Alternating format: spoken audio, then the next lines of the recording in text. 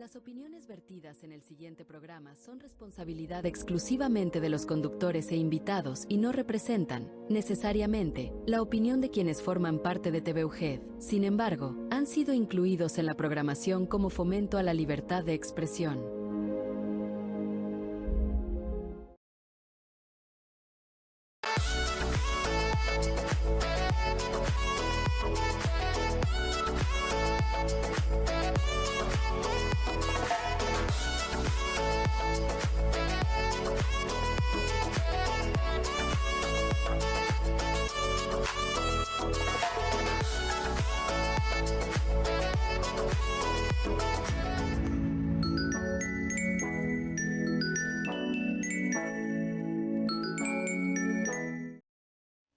Es un gusto estar nuevamente aquí con todos ustedes en su programa REDIE, Semillero de Investigación, un programa de ustedes y para ustedes.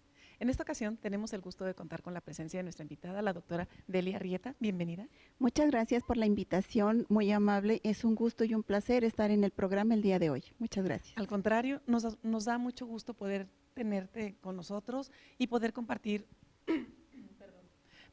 poder compartir con nuestros invitados la información que nos vienes a compartir a nosotros. ¿Sí? Muy amable, muchas gracias. Fíjate que el día de hoy vengo a platicarles al respecto de lo que es la calidad de vida en los docentes de las instituciones de educación superior. Es un tema muy interesante, creo que les va a gustar.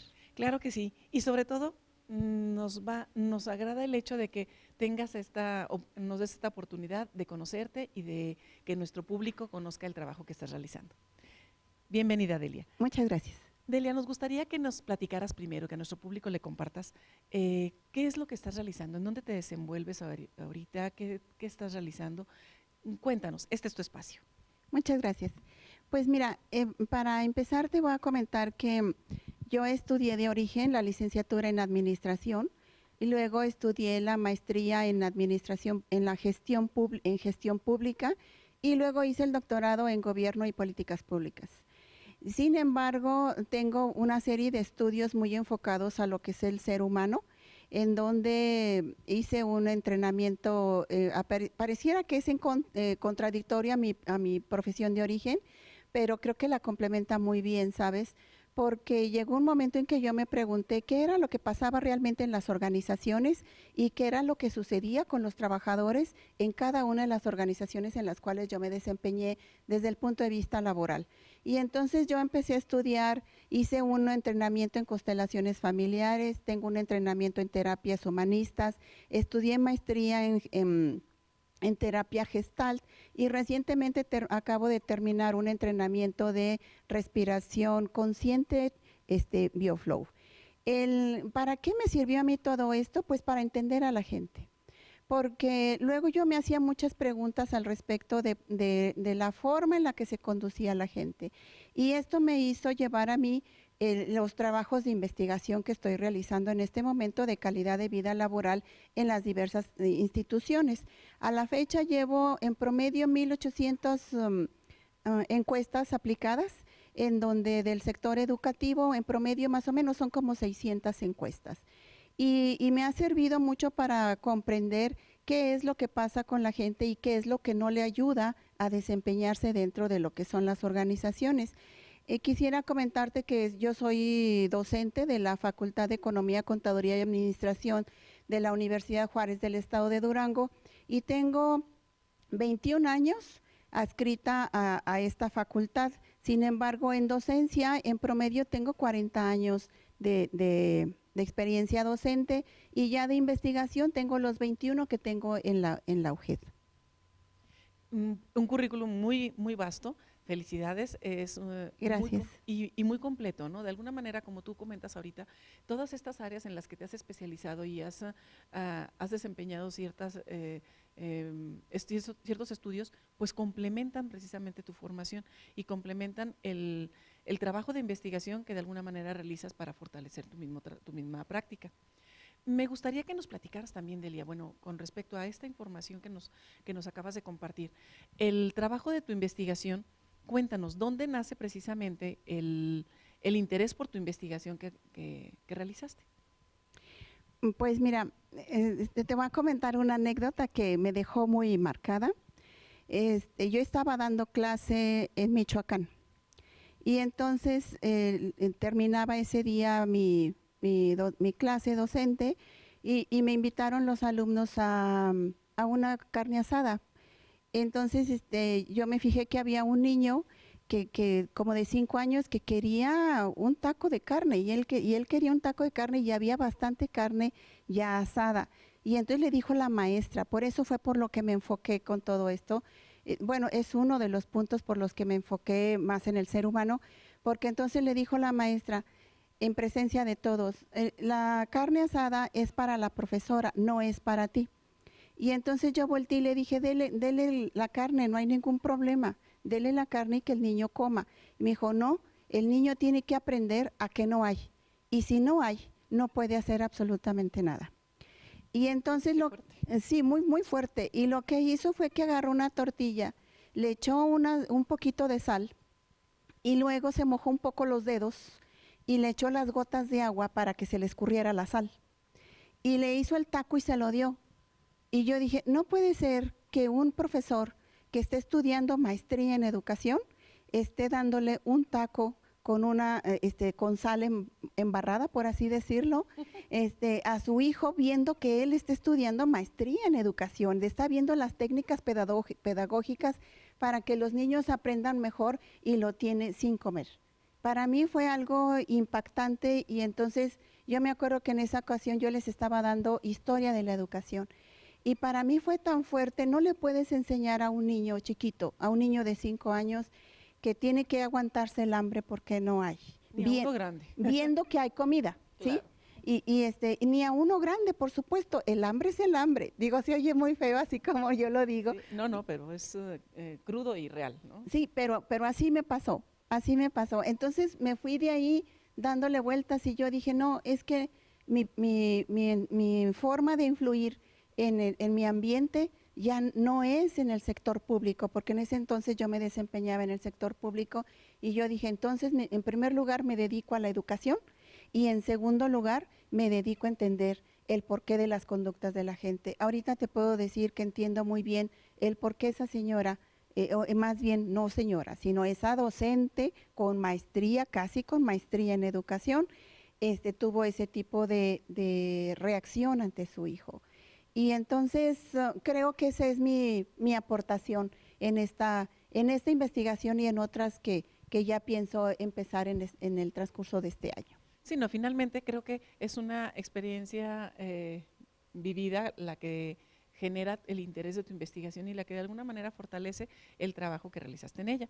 Así Cuéntanos, con respecto a esta experiencia que sustentó el interés por iniciar tu investigación, cuéntanos, ¿qué fue lo que encontraste? ¿Hiciste una revisión de literatura para crear un marco teórico? Cuéntanos, ¿qué fue lo que encontraste con respecto al resto de las investigaciones? Porque no nada más nace en ti esta necesidad, sino supongo yo que es una necesidad que se ha presentado en otros espacios y que de alguna manera complementas también con otros autores, ¿no? Sí, fíjate que esto fue muy interesante porque y ya te comenté cuál fue el origen de que yo me involucrara con este tipo de temas. Sí. Sin embargo, México como país pertenece a la ONU y pertenecer a la ONU pues entonces implica que estamos sujetos a sugerencias de la Organización Mundial de la Salud y a la Organización Internacional del Trabajo. Esto hace de que ya más o menos a lo mejor desde 1950 ya se insistía en este tipo de organismos internacionales de que se trabajara con el trabajador como ser humano, con sus necesidades, con sus expectativas y con sus consideraciones personales. Este tipo de situación genera, ¿cómo se dice?, inquietudes también en los investigadores de cómo ayudar a lo que es la gente. Y entonces esto me lleva a mí a involucrarme con el tema de calidad de vida. Primero en la FECA estudiamos lo que era el clima organizacional, pero cuando terminamos el clima organizacional para mí no fue suficiente porque era estudiar mucho lo que era el ambiente laboral. Y entonces me pasé yo a lo que era la calidad de vida laboral. ¿Cómo ve el trabajador su calidad en el trabajo? ¿Sí? Y bueno, derivado, quiero comentar algo entre paréntesis, derivado también de tantas sugerencias que hacen los organismos internacionales, pues ahora tenemos una disminución de la jornada laboral que va de 48 horas a 40 y que va también la ley Silla, en donde la gente que tiene su trabajo permanentemente parado, que tenía muchos problemas vasculares y muchos problemas con las piernas, pues ahora tienen derecho a tener una silla. Entonces creo que andamos más o menos en la misma sincronía, en donde el objetivo es que los trabajadores mejoren. ¿Por qué el objetivo es que los trabajadores mejoren? Pues porque entonces en los clientes se ve el impacto de que la gente está contenta y conforme con su trabajo. En el caso que vamos a comentar el día de hoy, pues los alumnos son el reflejo de que los profesores están conformes con su trabajo y que están siendo valorados y reconocidos en su ámbito laboral. Entonces, por ahí va la situación de mi investigación. Sí, no, generalmente damos por sentado que todos trabajamos contentos en el lugar en el que estamos, ¿no? Sí. Y creo que no es no es darlo por hecho. Finalmente tenemos que buscar la alternativa para que verdaderamente suceda, para que verdaderamente se den estas condiciones de mejora laboral y en todos los ámbitos, porque finalmente, como bien comentabas ahorita, un docente también está en su jornada laboral y tiene que tener las mejores condiciones que le permitan desarrollar su actividad, Claro. su práctica de la mejor manera para que sus alumnos también tengan la mejor recepción y las mejores posibilidades de crecer, ¿no? Claro, y también aquí te quiero comentar que estudios que ha realizado los organismos internacionales dicen que los mexicanos somos de los más improductivos que existen en el ámbito laboral. Entonces, y yo creo que la improductividad que tenemos en los trabajadores, indistintamente del sector en el que se desempeñen, es precisamente que no están conformes con su calidad de vida, que algo está pasando. Y tú lo comentas muy bien, damos por entendido que la gente que trabaja está contenta y está plena porque está recibiendo recursos económicos, y no es así. No es así. Hay otros muchos elementos que hay que considerar para que la gente esté plena trabajando en su ámbito laboral. Y hablando precisamente de los docentes, creo que es muy importante porque estamos hablando de formadores. Así ¿sí? es. Y como docentes, como formadores, tenemos que tener un estilo de vida lo más humanamente posible, cómodo y confortable, satisfactorio, claro. Sí, entonces de alguna manera sí es muy importante. Me gustaría que ahondáramos un poco más sobre ese tema y sobre cómo desarrollaste la investigación, pero ¿te parece si nos retiramos a una pausa cultural y regresamos? Claro que sí, con mucho gusto. Regresamos en un momento, vamos a una pausa cultural y volvemos.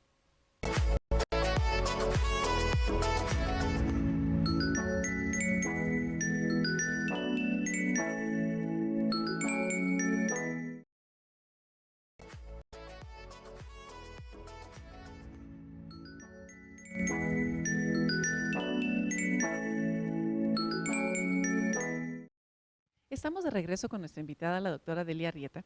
Delia, platicábamos antes de retirarnos a la pausa sobre la importancia de esta análisis y esta concientización por el bienestar del ser humano y por cómo, de alguna manera, todo lo que hicieron en la revisión de literatura, te encontraste cosas que en la cultura mexicana son muy específicas, cómo este tipo de información pues viene de alguna manera a darte pie a cómo realizar tu investigación. Cuéntanos, para ahondar un poco más en ella, con respecto a la temática, hablamos de que tiene un corte metodológico que… Cuéntanos, ¿qué tipo de corte metodológico desarrollaron?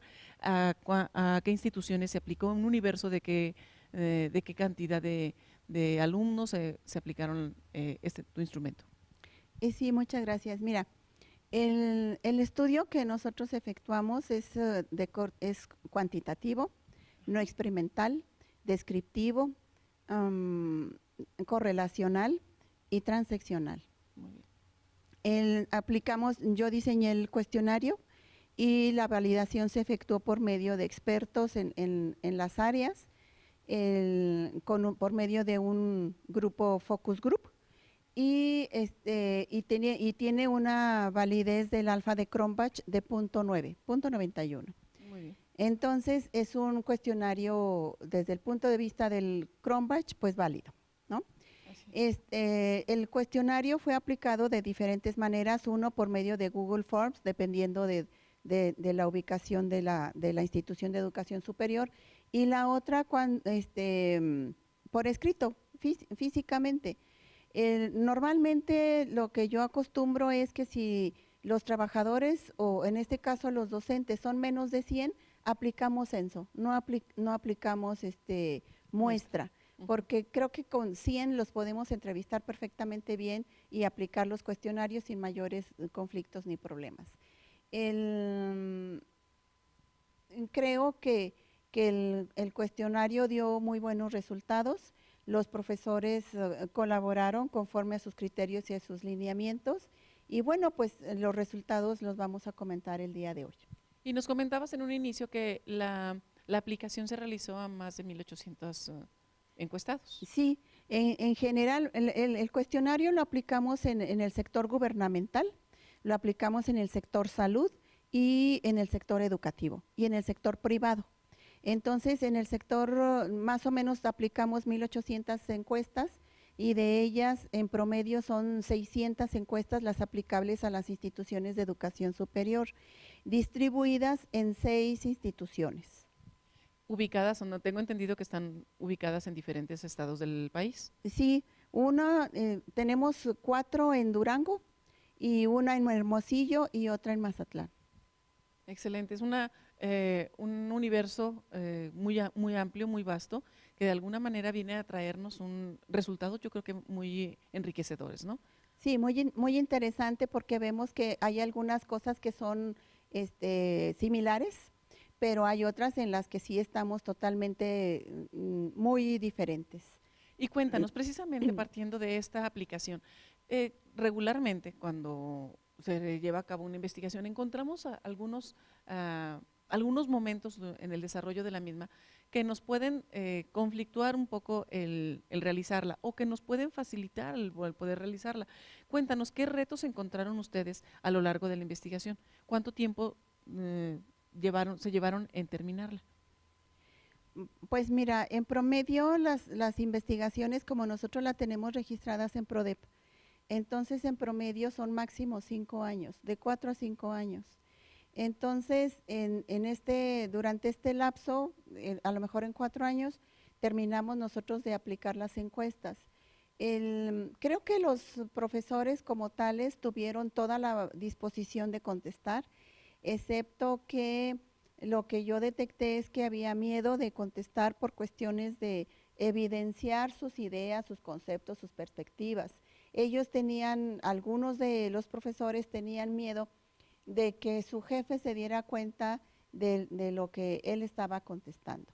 Sin embargo, bueno, aquí vale la pena comentarte que ninguna encuesta, a pesar de que estuviera contestada en Google Forms, ninguna encuesta estuvo sujeta de poder detectar ni con la intención más remota de detectar quién contestó qué, que creo que eso es parte del respeto y de la consideración y de la ética que debe de tener un investigador. La confiabilidad. Exacto, y es parte de la confidencialidad.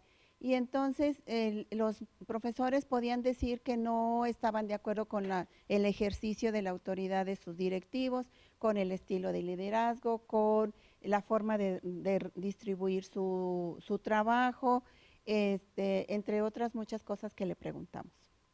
Entonces, ¿consideras que este fue el reto más grande, el que ellos pudieran abrirse a contestar la realidad, o sea, contestar lo más real a su situación? Sí, porque fíjate que nosotros tenemos ahí una contradicción. Se supone que en las instituciones de educación superior los profesores pueden desarrollar sus análisis críticos y hacer sus propuestas, porque no nada más es criticar, no nada más es desarrollar un análisis crítico, sino presentar una propuesta de mejora a lo que yo estoy observando que es incorrecto. Sin embargo, a lo que nosotros nos dimos cuenta es de que no necesariamente el profesor puede hacer un análisis crítico en virtud de que le da miedo exteriorizarlo. Y si le da miedo, pues entonces aquí encontramos otra situación. Si le da miedo, entonces tampoco puede llegar al aula a promover y a estimular a los alumnos a que generen un análisis crítico. Porque si yo no lo tengo, no lo puedo dar. No, claro que no. ¿Verdad? Entonces, los alumnos Y luego nos quejamos de que es que los alumnos no hacen sus análisis críticos. Pues no, claro que no. ¿Quién le está enseñando? ¿Quién está Claro. promoviendo que los muchachos tengan un análisis crítico de la situación X, Y, Z? O sea, no estoy hablando nada más de análisis políticos, económicos, no, análisis personales, análisis ambientales, laborales. Porque si yo como profesor no los hago no los promuevo, entonces ¿cómo le voy a hacer con los muchachos? Y aquí te comentaba yo hace un momento, nadie da lo que no tiene. Y si yo no puedo y no quiero o no tengo las condiciones de hacer un análisis crítico, pues tampoco puedo promover que los alumnos lo hagan.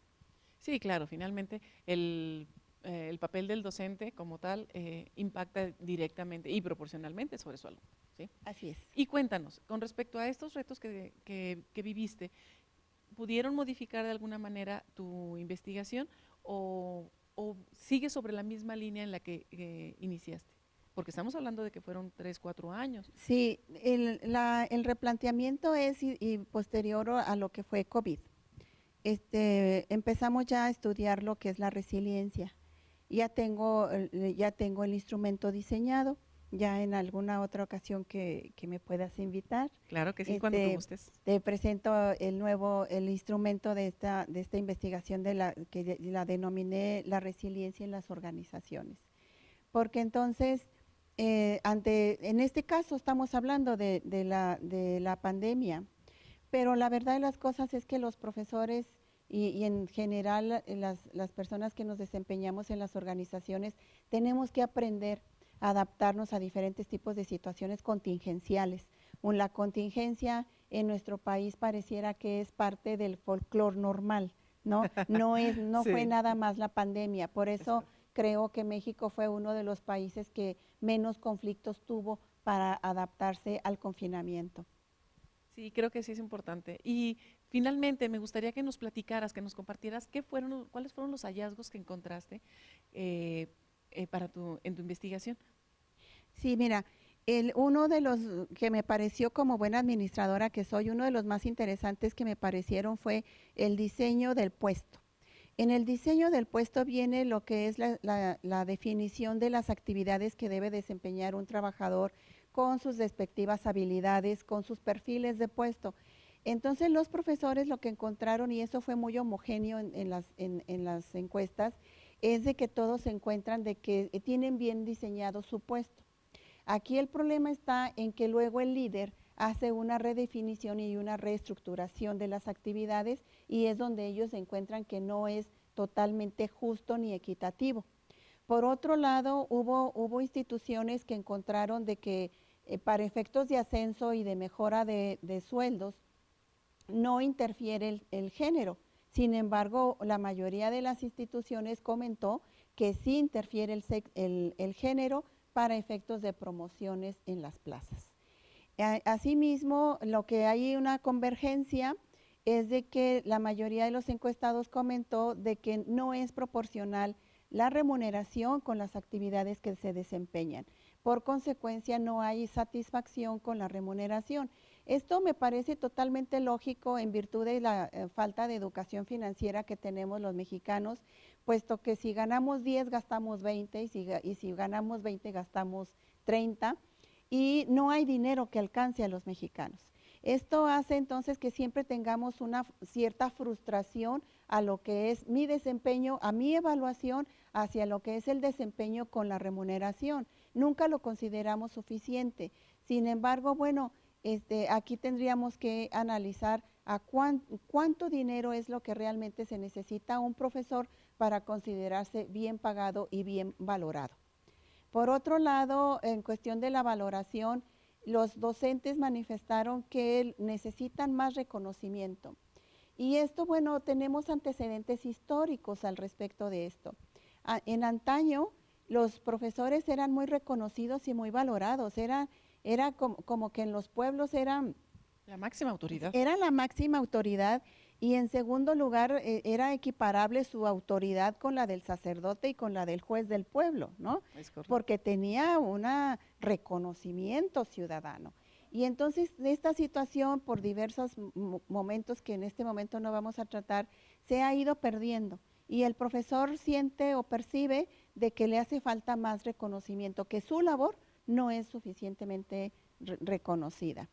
Por otro lado, la motivación exterior, en donde tiene mucho que ver el liderazgo, la autoridad, la relación con los compañeros, el ejercicio de la profesión, ahí encontramos que la motivación intrínseca la mayoría lo tiene muy alta, o sea, están muy motivados intrínsecamente, saben a lo que van y saben cuál es su desempeño intrínseco. Sin embargo, en la motivación extrínseca ellos no están conformes ni con el estilo de liderazgo ni con el estilo de la autoridad ejercida por los jefes. Esto tiene una justificación. Normalmente los directivos no son por nombramiento de autoridades jerárquicas superiores. No son, normalmente no son egresados o surgidos de las bases, y entonces no tienen el conocimiento cultural, ni de clima organizacional, ni de calidad de vida laboral de los compañeros como para que puedan implementar estrategias de satisfacción en los profesores. No, pues muy interesante, verdaderamente creo que son resultados muy importantes y te agradecemos mucho el hecho que nos hayas venido a compartir, porque finalmente creo que todos estamos involucrados en este tema del bienestar del docente, ¿no? Entonces, muchas gracias, Delia. Fue un gusto que nos acompañaras. Esperemos que no sea la última vez. No, gracias, me volvés a invitar y aquí estoy con mucho gusto. Claro que sí. Fue un placer tenerte con nosotros y nos veremos entonces en la próxima. Muchas gracias por la invitación, muy agradecida, muy gentil de tu parte, y nos vemos en la próxima. Claro. Muchas gracias. En esta ocasión ha sido todo. Les agradecemos el placer de su atención. Mi nombre es Nubia Isabel Rivas Ayala. Los esperamos la próxima con nuevos invitados y grandes sorpresas.